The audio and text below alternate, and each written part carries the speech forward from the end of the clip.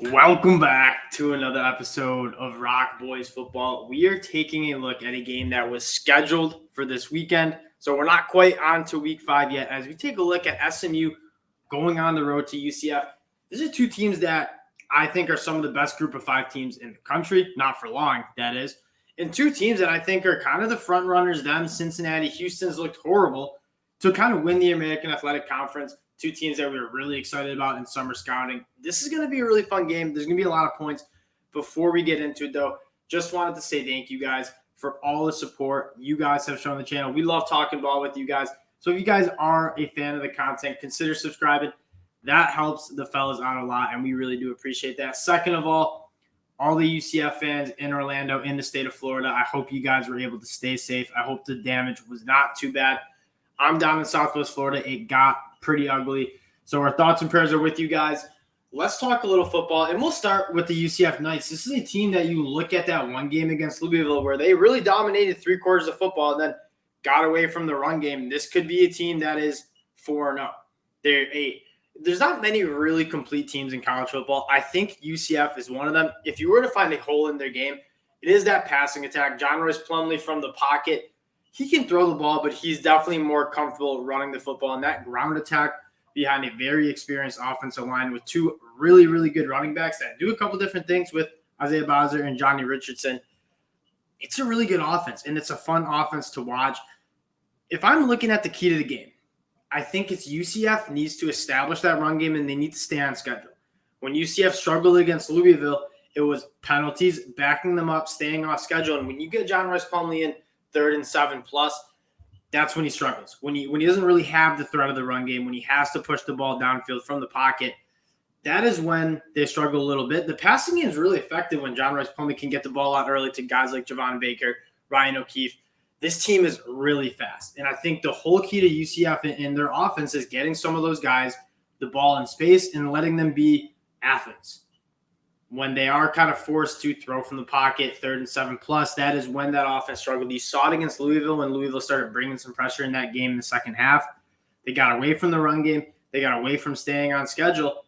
That's when we saw UCF kind of fall apart, for lack of a better term, down the stretch. Now, this SMU team, this is another team that they've had a really tough schedule. Two teams that we are very high on. TCU obviously just blew out Oklahoma. Looks to be one of the best teams in the Big 12. And then Maryland, one of the better teams in the Big 10, who just gave Michigan in the Big House a run for their money, just took care of Michigan State at home.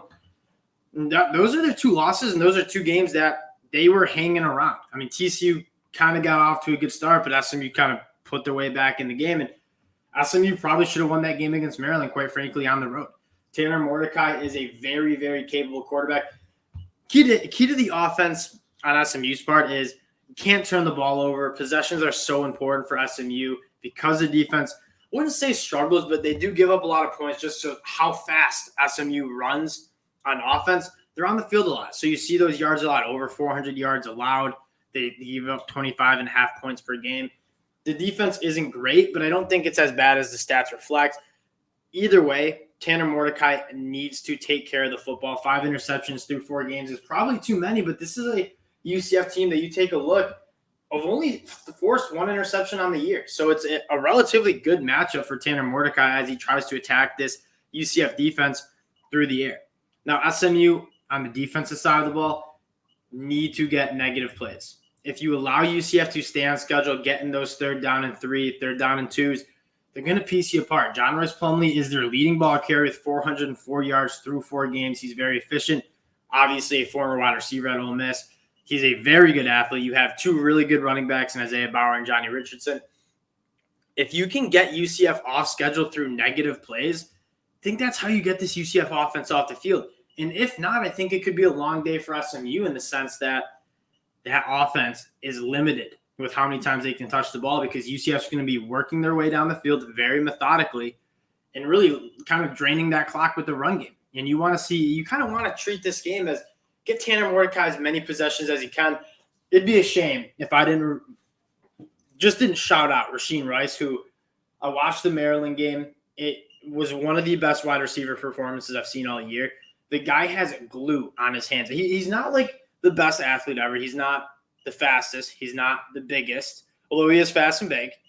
But in terms of being a wide receiver and good-ass wide receiver, Rasheed Rice is that. I mean, he catches everything thrown his way. And whenever there's a big play, 3rd and 5, 3rd and 7, and they need something to extend the drive, they need a big play, they're going to Rasheed Rice, and 34 catches, 565 yards through four games. I mean, that is disgusting numbers. And I'm interested to see if UCF can kind of slow him down. On the other side of the ball, Javon Baker is also a very good wide receiver. We touched on him. He's kind of more the vertical guy. Ryan O'Keefe can press the field vertically with all that speed, but he's more of a guy that you get him in the end arounds, you get him in the screen game, because you can just tell he's way faster than pretty much anyone else on the field. So that's the key to the game in my sense. Let's take a look at the odds here. SMU comes in as a road dog at 3 points. The over-under sits at 65. To be honest with me, I'm not rushing to bet this game because I really do like both teams. In 3 points, with the amount of points that are going to be scored in this game, is not necessarily like – I'm not going to lay 3 points with SMU because if they lose, they could lose by 7 or 10. They could also win by 7 or 10. Like, I don't think 3 points really means that much when teams are scoring 65-plus points total. Now, where I think there might be some value, and probably it's a Wednesday night game. There's no other college football games around. I will be betting it. As much as I like this UCF team, the value probably is with SMU on the money line, just in the sense that this game is a straight toss-up. Tanner Mordecai has thrown 5 interceptions. 2 or 3 of those have been tip balls, wide receivers falling out of their break, and kind of the ball just going right to the chest of the DB. And I don't think he's been as bad and as careless with the ball as people are giving him credit for. I think this SMU team can really run the ball as well. I mean, you look at some of those running backs in that room. I talked a lot about Kamar Wheaton. He's good, but Trey Siggers, TJ McDaniel, 2 guys who are averaging very, very efficient numbers, 4 yards a carry for Trey Siggers, 6.5 yards per carry for TJ McDaniel. Velton Gardner also you could throw in there. It's a good run game. They have some athletes on the outside. I mean, Rasheed Rice being the first of them, but I really do like Jake Bailey. This team is good, and this team can score a lot of points. And I really do think SMU going on the road here, it's a tough spot. The jump house, is a very tough place to play. But I think this game's a toss-up. I'm not necessarily excited to lay 3 points with UCF. Definitely don't want to juice it up to minus 160 on the money line. So I'm going to go with the team that has the value, and that's SMU at plus 135. This game is going to be great. It's not a game that I'm hammering. It's not a game that I absolutely love. It's going to be a fun game. As a casual bettor, I will be betting with SMU just because I think they have a very good shot to win this game. And it's going to be a game that's going to be a lot of points. There's going to be a lot of fireworks. Turnovers are going to be huge because every possession matters in this game. I mean, their defenses – I wouldn't say these defenses are bad, but these offenses are very, very explosive. If SMU can create some tackles for loss, some sacks, and Nelson Paul, a guy that can get in the backfield, Elijah Chapman, a guy that can get in the backfield, get UCF in 3rd and long, force John Rice Plumlee to throw from that pocket, I really do like SMU's chances to win this game. This offense is very, very good with the guy like Tanner Mordecai and Rasheed Rice at the helm. This is going to be a good one. We appreciate you guys checking us out as usual. Let us know in the comment section what you guys have for this game. UCF is a team that we've won some money on throughout the year. It's a team that I like, and I've actually faded SMU both times as they played TCU and Maryland. And I relatively got lucky with both those games. I think this SMU team is really good. I'm excited for this game, and we appreciate you guys checking us out again. If you guys do like the content, consider subscribing to the channel. We appreciate you guys, and we'll talk to you later. Peace.